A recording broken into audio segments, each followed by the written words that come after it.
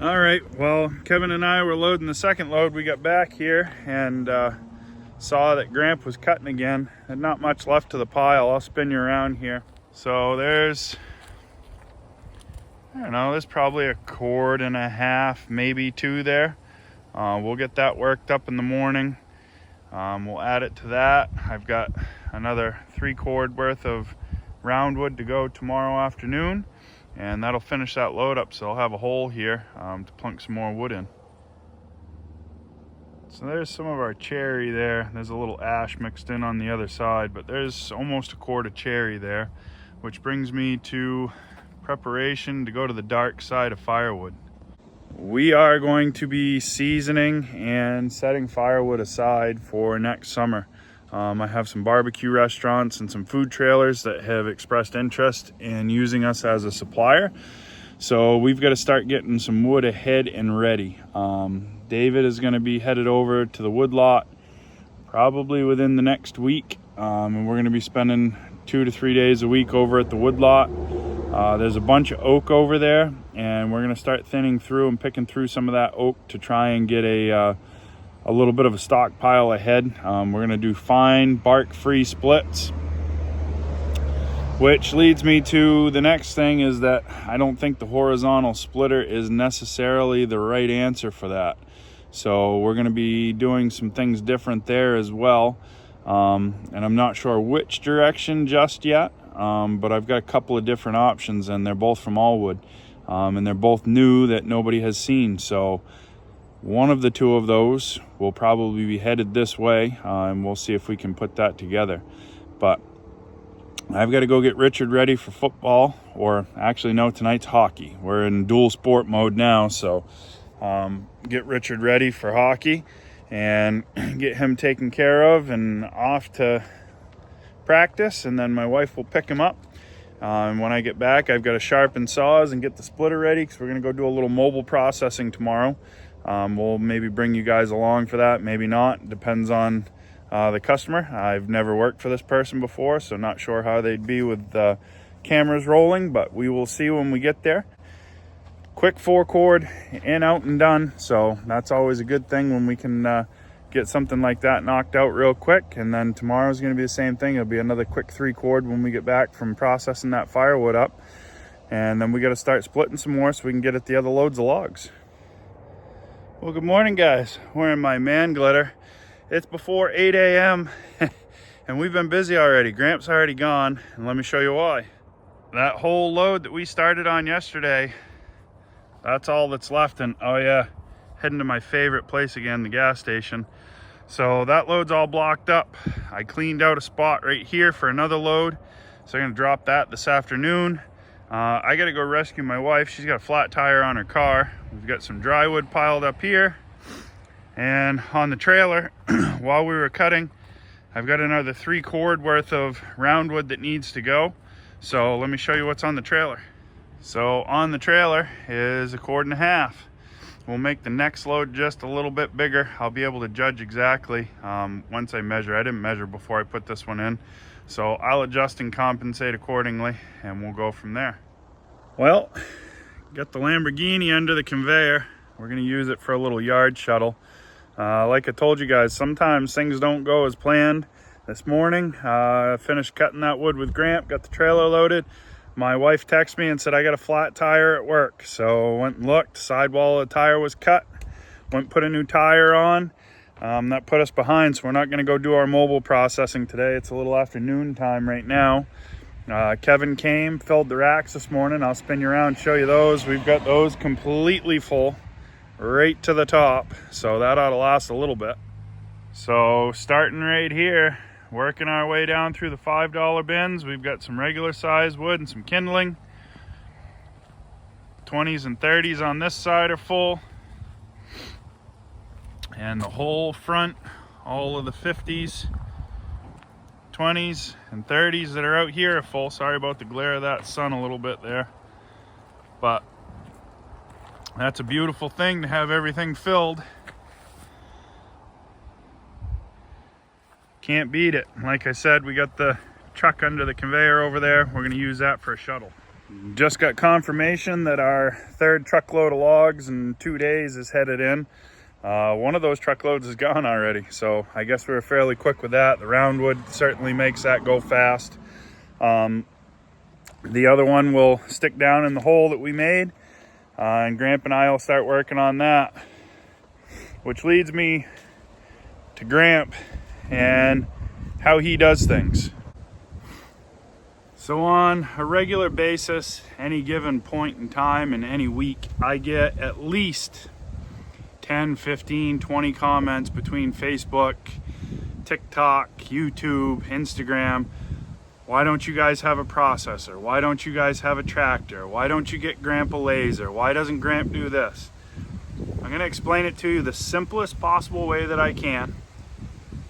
And I don't care if it hurts feelings at this point, because you guys have just got to understand, we do things the way that we do them because of Gramp.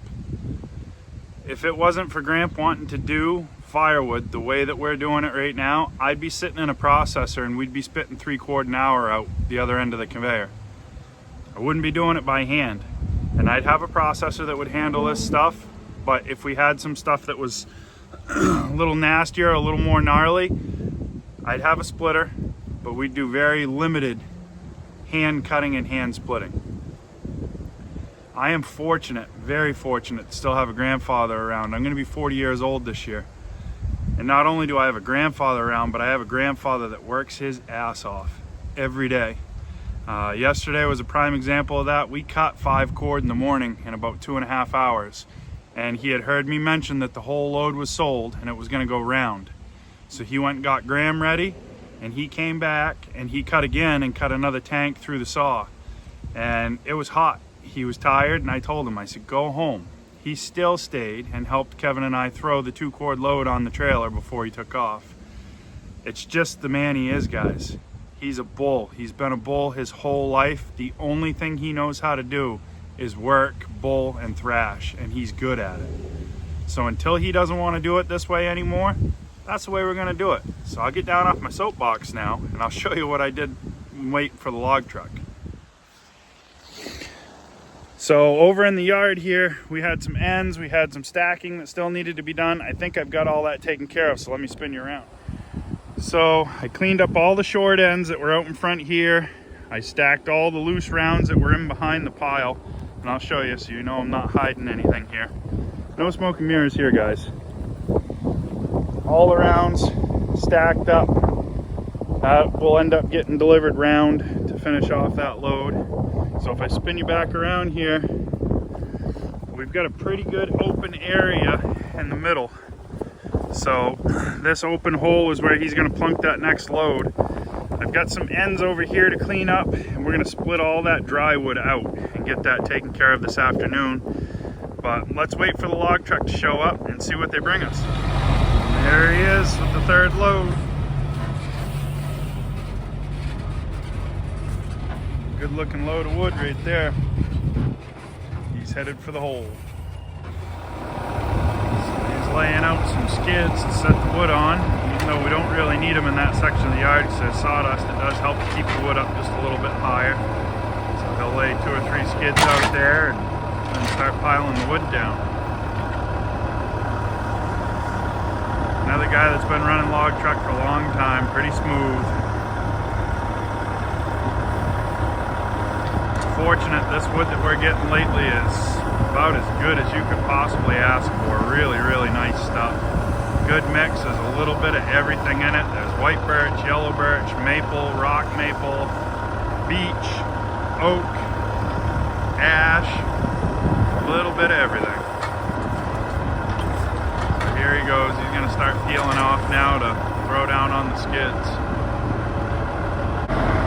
Just turn the throttle up on the truck a little more so you can get a little more hydraulic flow. There we go. Good looking stuff right there. Got about half the load off so far. Doesn't take long. He's only been here maybe 10 minutes or so. But it looks like some pretty good sized stuff on the bottom there. Definitely some bigger wood.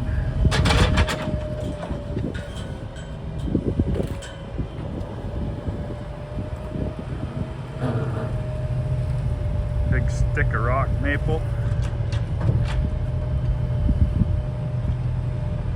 Rock maple, hard maple, same thing.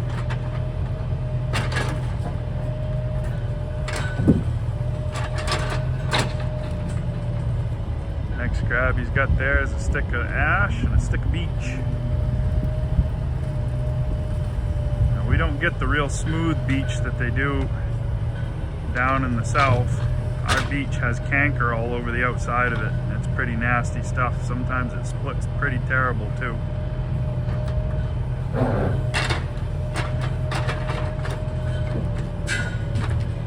Another stick of beech, another stick of ash. Like I said, this is probably the best mix that we've had in a while. I don't get a lot of oak typically, and that's fine because some of our people that we sell to, they burn this stuff green, and you can't light green oak with a blowtorch.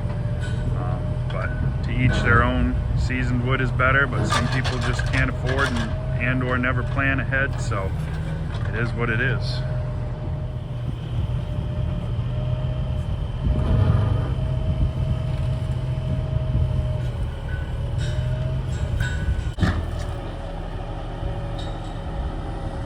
Down to the last 2 sticks.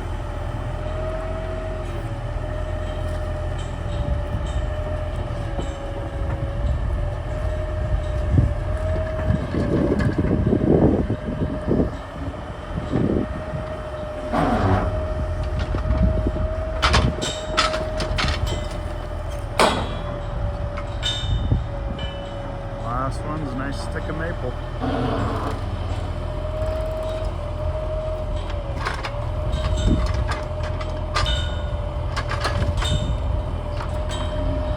And just like that, all unloaded and ready to go again. And there he goes down the road. So we stacked this load a little on the taller side because he said he thinks he might have another load yet still. And if he does, we're gonna put it right in the front right here.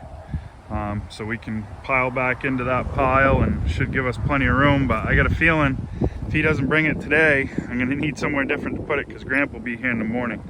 That sun is bright, sorry guys. And we've still got this load down here. I gotta split this roundwood out of the way. This roundwood, I got looking at it, I'm gonna have to dig a moisture meter out. We just cut this stuff yesterday, but look at how that's checked up already. And same thing with the maple. The maple's all checking up the same. And some of it was standing dead. Oh, here's Jasmine. She wants her scratches. So she hasn't gotten her scratches yet today, so we'll give her some scratches, but we'll check that with a moisture meter and see just exactly what that is. If it's semi-dry or even if it's dry, I'll be putting that in my garage, I think. So again guys, like I've been saying all along, I'm gonna put myself in the sun here and I'll squint a little bit. A little bit every day goes a long way, and it can't be more true, guys. That's just, it's something that I'm starting to realize more and more myself. A little bit every day goes a long way. And help someone if you can. You don't realize what your little act of kindness could do to really improve somebody or to change their life. So if you can help, help.